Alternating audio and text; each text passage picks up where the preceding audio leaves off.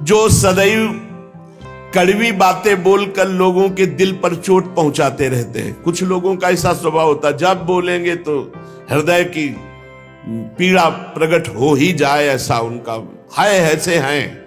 ऐसे हैं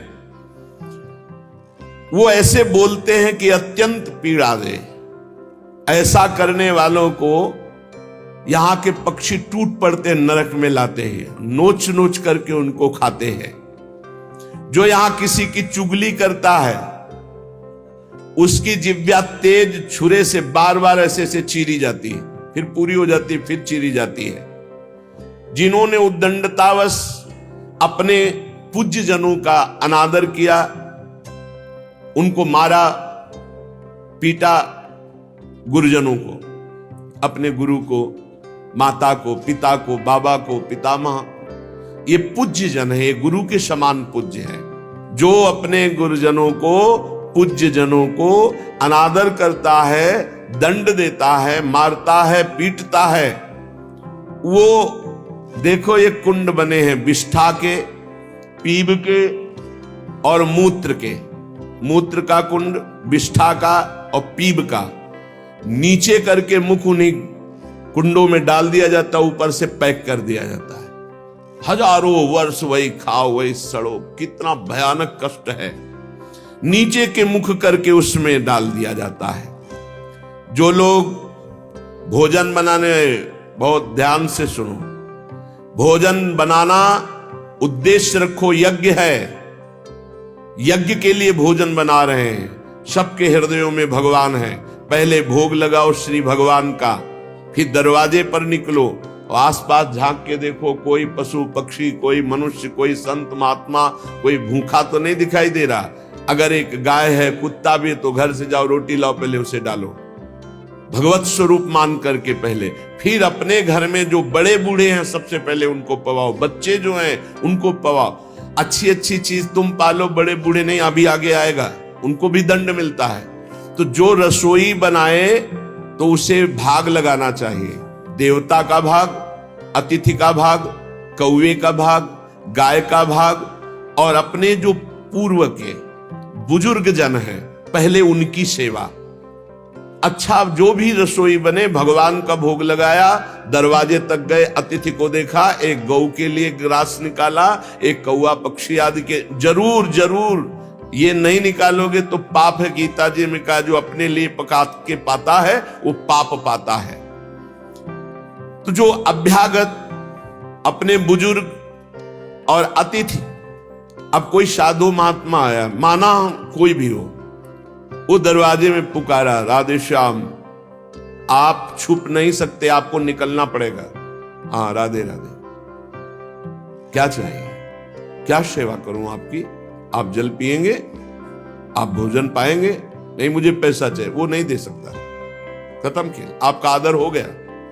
आप मृदु वचन में इतना तो बोल सकते हैं, राधे श्याम, आप इतना बोल सकते हैं, आप जल पिएंगे, आप रोटी पाएंगे, भोजन प्रसाद पाएंगे। नहीं, मुझे रुपया चाहिए। नहीं, मेरी श्रद्धा नहीं, मैं नहीं दे सकता, सामर्थ्य नहीं है, श्रद्धा नहीं है, कुछ भी आप कह दो उस पे चलेगा, पर आपको निकलना चाहिए। यदि आप छुपे रहे हो, आपके कान में आवाज आई, आपके दरवाजे से भिक्षुक वापस जा रहा, तो आपके सुकृत नष्ट हो जाएंगे और आपको पाप लगेगा। ये धर्म है, अतिथि देवो भव। देना ना देना वो आपके ऊपर की बात है, लेकिन मृदु वचन, जल और भोजन, ये तीन तो प्राय सब नहीं, कुछ है एक फल दे दे। अगर वो कहता है मुझे भूख लगी है, तो आप वहीं गेट के बाहर बैठिए, परिचय नहीं है इसलिए, घर में जो सदस्य पुरुष वर्ग का, उससे 2 रोटी भेज दीजिए। जो दुष्ट आए हुए अतिथि का अपमान कर देता है, अतिथि देवो भव, बड़ी महिमाएं गृहस्थ धर्म में अतिथि सेवा, साधु सेवा की, उसे यहां पीब चाट चाट के पवाई जाती है नरक में। उनका बुरा हाल होता है, बहुत सावधानी। इसीलिए धर्मात्मा पुरुष एक एक कार्य को बहुत धर्मपूर्वक, जो यहां दूसरे के भाग का अपहरण कर लेते हैं, अब अपने घर वालों के लिए अच्छे अच्छे लिए और संत महात्मा वैष्णव अतिथि के, तो बोले उसे दंड मिलता है। नरक में ला करके उसे विविध प्रकार से सताया जाता है। जब कोई अर्थार्थी शरणागत तुम्हारी शरण में आ जाए और तुम उसके साथ धोखा करो तो यहां भी दंड मिलेगा और वहां भी दंड मिलेगा। तो कह रहे हैं जो आए हुए शरणागत के साथ छल करता है तो यहां थूक, खखार, विष्ठा इसके कुंड बने हैं, इनमें डाल दिया जाता है। आनंद लो, सोचो, थोड़ी देर भावना करो, गटर में पैक कर दिया जाए, आपको मरना है नहीं। थूक, खखार, लाभ, उसमें ये नारकी गतियां हैं। हे सुमति, बहुत ध्यान दीजिए, जो लोग झूठे मुंह और झूठे हाथ, देवता का स्पर्श, देवता को प्रणाम, गुरुजनों को प्रणाम, जो लोग ऐसा अपवित्र कार्य करते हैं उनके हाथों को यहां यमराज तिल तिल भर करके काटते हैं। जैसे कोई सब्जी नहीं काटता, ऐसे बड़ी रफ्तार से ऐसे बार बार काटते। अरे ऐसे थोड़ी शास्त्र में हम यहाँ खाए डोल रहे हैं, ऐसे जूता पहने भोजन कर रहे हैं, न कुल्ला न आचमन, ये सब नारकी गति को प्राप्त होने वाले जीव, तभी बुद्धि भ्रष्ट मनमानी आचरण कर। पहले जानते हो गांव में कैसे पंगत पवाई जाती थी, सबके चरण धोए जाते थे। आप महाभारत में पढ़िए, राजसूय यज्ञ में जितने राजा आए थे सबसे अग्र पूजा भगवान की हुई, लेकिन भगवान ने सेवा ली थी सबके चरण धोने की। कितना पवित्र व्यवहार था, शास्त्री। पट्टी बिछा दी, चरण धो दिए, हाथ धुलवाए, कुल्ला करवाए, सब बैठे, सबके तिलक पूजन, और सबका फिर वो पत्तल, दोना, सकोरा, ये पवित्र है। ये होटलों में जो खाते हैं ना, वहां रज लगा के थोड़ी धोते हैं, ऐसे मारा पानी पाइप से, बस वही रुमाल हजारों में फेर दी। अब मतलब किसको है जब वो कौन सा भोजन कहते हैं जिसमें सब ऐसे ले लेकर पाते हैं। हाँ, अब हमें तो कहना भी नहीं आता। अब सोचो उसमें वही शराब पिए हुए व्यक्ति खा रहा है, उसी से आप ले रहे, उसी से जो जो मना। अब वो पाया फिर लेने का मन है, फिर कोई रोकने वाला है, वहां कोई खड़ा है नहीं, सब रखे बोले वीआईपी लोग हैं। वीआईपी लोगों की वीआईपी व्यवस्था है, समझ लीजिए। जो झूठे मुंह होकर के या भगवान सूर्य चंद्र की तरफ करके लघु शंका करते हैं, सूर्य उदय है, सूर्य भगवान की तरफ, चंद्र भगवान की तरफ, भगवत विग्रहों की तरफ लघु शंका करते हैं, तो उनके आंखों में आग का अंगार रखा जाता है, ऐसे बार बार चीखते जलते हैं। जो जेठ होकर अपने लघु भ्राता की पत्नी के साथ गलत, पिता होकर अपनी पुत्री के साथ, भाई होकर अपनी बहन के साथ, या गुरु पत्नी के, ऐसे लोगों को तपाई हुई लोहे की स्त्री के साथ बेड़ियों से, लोहे की ऐसे जंजीरों से जो जलती हुई, उसी में जकड़ दिया जाता है। बहुत तुम्हारी बुद्धि भ्रष्ट हुई थी, जो बहन बेटी और पवित्र संबंध भी नहीं तुम्हें दिखाई दिए, तो उसमें लपेट दिया। लोहे की स्थिति, धधकती हुई आग, लोहे की जंजीरों से बांध दिया। त्राहिमाम पुकार रहा है, हजारों वर्ष बंधा रहे, मरना तो है नहीं, जकड़ दिया जाता। आग का अंगार आसो पास उसके रख दिया जाता है, उसके पूरे के पूरे शरीर में बार बार दाह आग होती है, चिल्लाता है। ऐसे नराधमों को यहां बहुत दंड दिया जाता है। यमदूत कहते हैं, जो अपने कानों से गुरु की निंदा सुनता है, जो अपने कानों से वैष्णव जनों की निंदा सुनता है, जो दूसरों की निंदा सुनकर के हर्षित होता है, ऐसे पापियों को यमदूत जो लाते हैं यमराज के, वो तपाया हुआ लोहा उनके कानों में डाला जाता है। बार बार तपाया हुआ लोहा, बार बार। गुरु निंदा सुनी, संत निंदा सुनी, वैष्णव निंदा सुनी, सुनने वालों को, और बड़े हर्षित होते हैं जब किसी की निंदा होती ना, तो कुछ लोग ऐसे हर्षित होते जैसे उनको सम्राट पद मिल रहा हो। अरे पर निंदा के किए ते आवत नहीं कछुआत, मूर्ख पर्वत पाप को ले चल अपने साथ। यहां विलाप करते हैं, पर यहां यमदूत स्वयं कह रहे हैं हम लोगों के हृदय में दया तनिक भी नहीं है, और क्रोधित होकर उनको और कष्ट देते हैं। जैसे वो विलाप करते हैं तो क्रोधित होकर और कष्ट देते हैं। जो देव मंदिर में जमीन लगाई गई या किसी ऋषि मुनि को दान में दे दी गई, या कोई सभा भवन है सार्वजनिक, जो इनको तोड़वा कर उनकी जमीन हड़प लेते हैं, उस जगह अपना निवास स्थान बना लेते हैं, उसका प्रयोग करते हैं।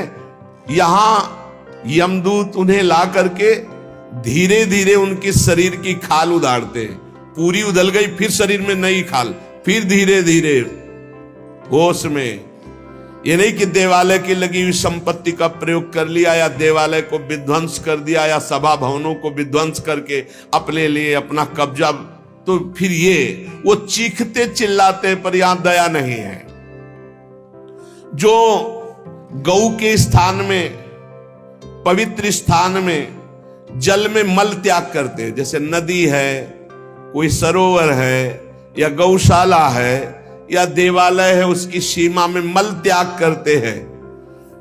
यहां के बड़े बड़े कौवे जिनकी लंबी चोंच होती, उनकी गुदा द्वार से आते खींचते हैं बार बार, बहुत होश में। ये शास्त्र सुने नहीं जाते, इसलिए मनमानी पापाचरण होते हैं। जो जहां मनाया वहां, जो अपनी कन्या को रकम दे के बेचते हैं, बेचना होता है कि हमको इतना, ऐसा एक से बेचा फिर दूसरे के साथ बेचा, उसको यहां लाया जाता है और उसके शरीर में बड़े बड़े घाव किए जाते हैं, और फिर नमक की नदी है, उस नदी में डाल दिया जाता है। वो हजारों वर्ष जो मनुष्य विकट संपत्ति और वो समस्या ही नष्ट हो गई, पुत्र, भृत्य, पत्नी, बंधुवर्ग और बुजुर्ग जन, किसी का त्याग कर देता है विपत्ति आने पर, और अपना पेट पालन करने लगता है, इनको छोड़ देता है। तो यहां हम लोगों में कुछ यमदूत ऐसे हैं जो बिल्कुल कर्कश होकर के उनके मांस को नोचते हैं और उसी के मुंह में डालते हैं, उसी को खवाते हैं, उसे खाना पड़ता है। जो मनुष्य अपने पुण्यों को यहां बेच देते हैं, उनकी बड़ी दुर्गति होती है। जैसे 1 घंटा नाम कीर्तन करेंगे 500 रुपया लेंगे, अमुक कार्य करेंगे अमुक रुपया लेंगे। जो अपने पुण्यों को बेच देते हैं, कई तरह से बेचना होता है, और उनकी व्याख्या कहां तक करें। जो अपने पुण्य कार्यों का दाम लेते हैं, बेच देते हैं, वो पापी हैं, और उनको यहां चक्कियों में डाल के नरक में पीसा जाता है, जैसे आटा पीसा जाता है। बेचे ही वेद धर्म दुइले ही, ऐसा नहीं था। परोपकार के लिए ब्रह्म ऋषियों का जीवन था। कुछ मिला नहीं, किसी भी तरह जीवन व्यतीत करते थे। कृष्ण शरीर, बड़े बड़े चक्रवर्ती सम्राट भयभीत होकर खड़े हो जाते थे। तप पूर्ण जीवन, बेचने का कहीं विधान नहीं। जो जीवन में अपने किए हुए पुण्यों को बेच देते हैं, उनको वहां चक्की में जैसे आटा पीसा जाता है, ऐसा पीसा जाता है। ये ना समझो कि मौज ले लो, यहां तुम मनमानी कर लो, भोगना पड़ेगा। अवश्य में भोक्तव्यम, नरक में जाकर के हिसाब भोगना पड़ेगा। चक्कियों में पीसे जाते हैं जो अपने पुण्य कर्मों को बेचते हैं। जो यहां किसी की धरोहर मिली, ए भैया हमारे इतने रुपए रख लो, ये सामग्री रख लो, हम समय से ले लेंगे, हमारी अव्यवस्था है, और फिर वो मुकर गया कि कौन धरोहर कब दिया, कैसे दिया, तो उन्हें यहां जलती हुई लोहे की जंजीरों से बांध दिया जाता है और ऐसे कुंड में फेंका जाता है जहां बड़े कीड़े भयामने विषैले, और वो उनको हजार वर्ष तक नोच रहे, उसी में बंधे चीख रहे। कौन? जो दूसरों की दी हुई धरोहर को ना देकर मुकर जाते, कब तुमने दिया?